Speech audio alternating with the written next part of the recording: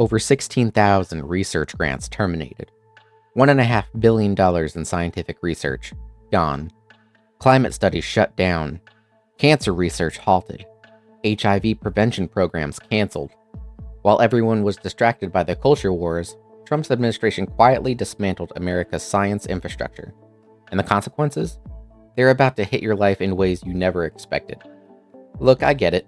When you hear science funding cuts, your eyes might glaze over. Sounds boring, right? Academic stuff that doesn't affect real people. But here's what they don't tell you. These aren't just numbers on a government spreadsheet. We're talking about the research that creates your vaccines, predicts the hurricanes heading your way, and develops treatments for diseases that could one day save your life or someone you love. And while everyone was focused on Trump's latest Twitter drama, his administration launched the most aggressive assault on American science in decades. Today, I'm breaking down exactly what happened, why it matters to you, and why it could cost all of us. Let's start with the numbers, because they're staggering. Since April 2025, the Trump administration has terminated over 1,600 National Science Foundation grants. That's $1.5 billion in research investments, just gone. But it gets worse. They've shut down over 100 climate change research projects specifically. Studies on everything from hurricane prediction to wildfire prevention to understanding how rising seas will affect coastal cities. Harvard University alone lost $150 million worth of research grants.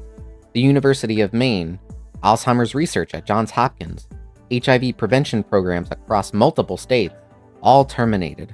And here's the kicker. They didn't just cut future funding. They terminated grants that were already approved, already in progress. Imagine being halfway through developing a new cancer treatment and suddenly being told, sorry, we changed our minds. The National Science Foundation director resigned.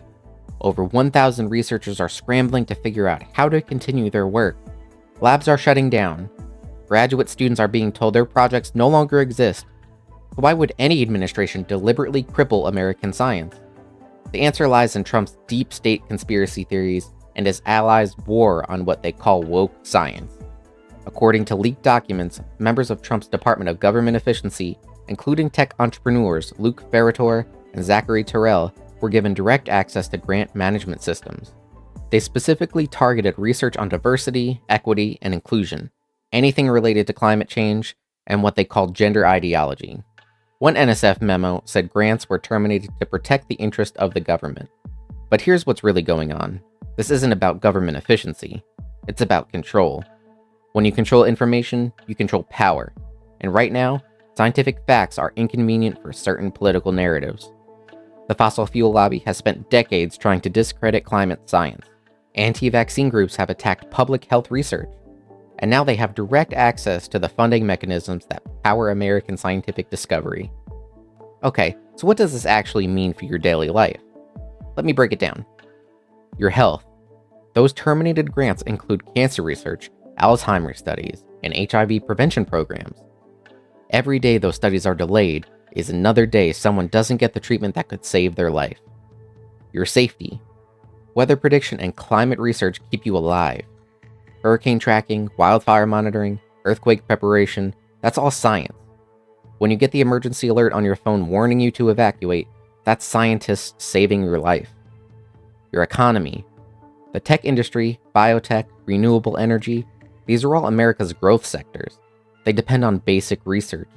When you cut that research, you're not just affecting today, you're crippling America's ability to compete with China and Europe in the future. Your kids' future. Those graduate students whose projects got terminated, they're not just statistics. They're the scientists who would have developed tomorrow's breakthroughs. Instead, many are already applying to universities in Canada and Europe. This isn't about politics. This is about whether America remains a leader in innovation or becomes a country that imports its solutions from places that still believe in science. The scientific community isn't taking this quietly. Major medical journals have published unprecedented editorials calling the cuts catastrophic. The American Association for the Advancement of Science called it an assault on American competitiveness. On social media, the hashtag #SaveAmericanScience has been trending. TikTok scientists are explaining how their research affects people every day. University presidents are holding emergency meetings. But here's what's really telling. It's not just liberal scientists who are worried. conservative research institutions, Republican governors of states with major research universities, and even some Trump supporters in the tech industry are quietly expressing concern. Because at the end of the day, cancer doesn't care about your political party. Neither do hurricanes or economic competition with China. This is part of a larger pattern. First, it was fake news attacking journalism. Then it was woke education going after teachers and schools. Now it's elitist science, targeting researchers and facts themselves. When you systematically undermine every institution that deals with truth and evidence, you're not draining the swamp. You're creating one where facts don't matter and power is the only currency. Meanwhile, China is investing hundreds of billions in scientific research. The European Union is recruiting American scientists who can't get funding here. We're literally paying other countries to become smarter than us. The irony is profound. The party that claims to want to make America great again is systematically dismantling the very things that made America great in the first place: our commitment to innovation, discovery, and evidence-based solutions. This isn't about being anti-Trump or pro-science. This is about whether we want to live in a country where the best information wins or where ideology trumps evidence. So here's my question for you, and I really want you to answer this in the comments. Do you think science should be political? Should your political beliefs determine which facts you're allowed to research? Because that's exactly what's happening right now. And if you think this matters, if you care about American innovation, public health, or just having accurate weather forecasts, then share this video. The algorithms love to bury stories like this because they're not as engaging as celebrity drama or culture war outrage, but they're infinitely more important for your actual future. Next week, I'm diving into what's happening to the Department of Education under Trump. Spoiler alert, it's not good.